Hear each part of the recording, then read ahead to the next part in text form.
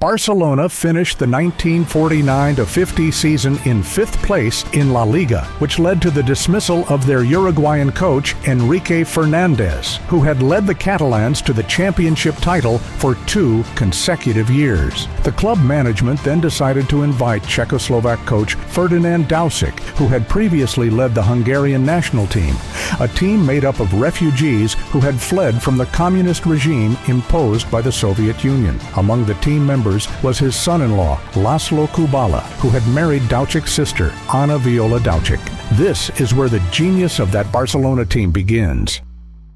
In 1949, the Hungarian team toured Europe and played friendly matches in Spain, including matches against Madrid Selección Madrid, Spain de Bath, and Espanyol. It was then that Barcelona's chief scout, Josep Samitier, noticed Kubala's fantastic talent. Josep believed that signing Kubala could change Barcelona's history, and he was absolutely right. Real Madrid also wanted to sign the Hungarian star, but the Catalans were quicker. Negotiations between the player and the club were quite interesting, as they concluded with the condition that the coach Ferdinand Daučík would also join as part of the deal. The Hungarian genius introduced new football techniques that had not been seen before, such as curling the ball. The team's spectacular football allowed them to dominate Spanish football and also shine in Europe.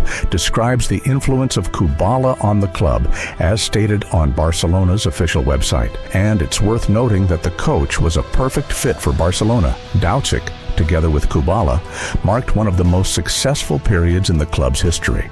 During his 4 seasons in charge, the club won La Liga and the Copa del Rey twice, in 1952 and 1953. In 1952, Barcelona won 5 different trophies, including La Liga, the Copa del Rey, the Latin Cup, and the Spanish Super Cup. His contract ended in 1954. The next significant coach would only come in the 1958-59 season when Helenio Herrera took over the club. But that's a different story. So, we've identified the main pillars of that team. Without Daučík and Kubala, that incredible Barcelona would never have materialized. Besides them, the team had other stars as well. Goalkeeper Antoni Ramallets. During the famous 1950-51 season, he played 27 matches, conceding 42 goals. Yes, that Barcelona scored a lot and conceded a lot. The main defenders were Gustau Biosca, Joan Segarra, Francesc Calvé, and José María Martín. In midfield, attention is drawn to players such as Maria Gonzalvo, Miklos Segedi, and Josep Seguer. And now the main heroes of that season, the forwards. Here we highlight the achievements of César Rodríguez, Estanislao Basora, Marcos Aurelio Di Paulo,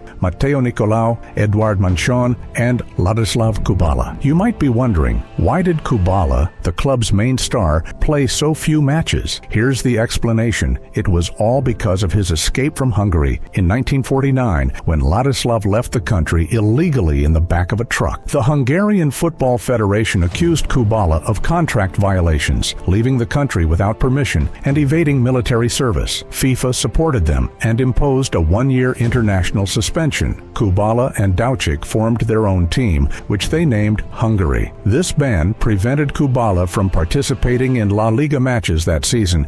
His first match in the Spanish Championship would only take place in April 1951. He was sorely missed as Barcelona finished the league in 4th place.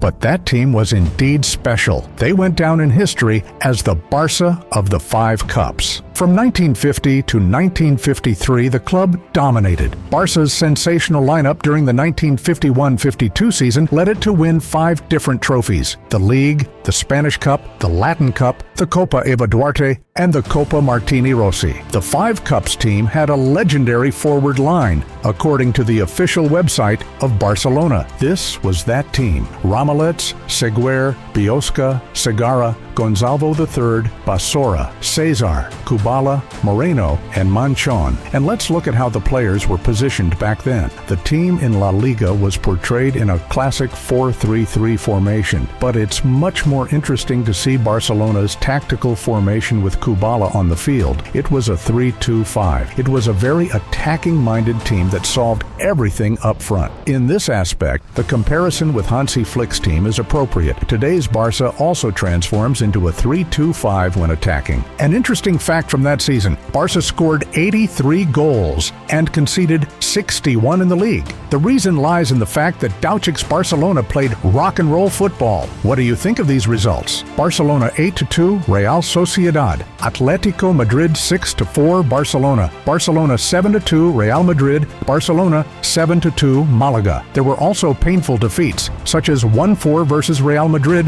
4-0 versus Sevilla, and 0-6 versus Espanyol. Now let's move on to the most interesting part. How many goals did Barcelona score in that historic season? The official club website reports that Dauchik's team scored 197 goals in 63 matches. That's a bit over 3 goals per match on average. A total of 110 goals were conceded. It's 2 conceded goals per match. Overall, it was a successful season for the Blaugranas. Although they finished only 4th in the league, they won Copa del Rey, setting the foundation for the historic 5-cup season, which took place the following season. In 1951-52, Barcelona won everything. The victory in the Copa del Generalissimo, as the Spanish Cup was called, was largely because of Kubala, who scored 6 goals in 7 matches. It was a lethal weapon for the Catalans. A distinctive feature of that season was Kubala's involvement in the squad through friendly matches. The team played 20 games over the season.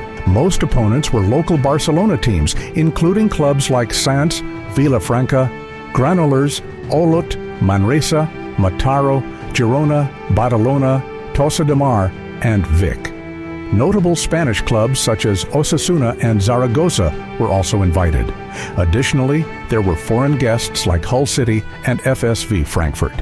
The figure of 197 goals includes all tournaments, official and unofficial. That team owes its legendary status to Kubala. In 1999, Barcelona conducted a survey among its fans regarding the greatest player in the club's history. And guess who they chose? Correct, Ladislav Kubala, although many of those who voted had seen Johan Cruyff play in the blue and garnet shirt. That says a lot, don't you think? The band served, Kubala was the difference maker in the 1951-52 season when Barcelona were far and away the outstanding team in Spain. During that wildly successful campaign, Kubala set a record by scoring 7 times in a 9-0 win over Sporting Gijón. Barcelona brought these trophies back to Camp de les Corts, their home stadium since 1922.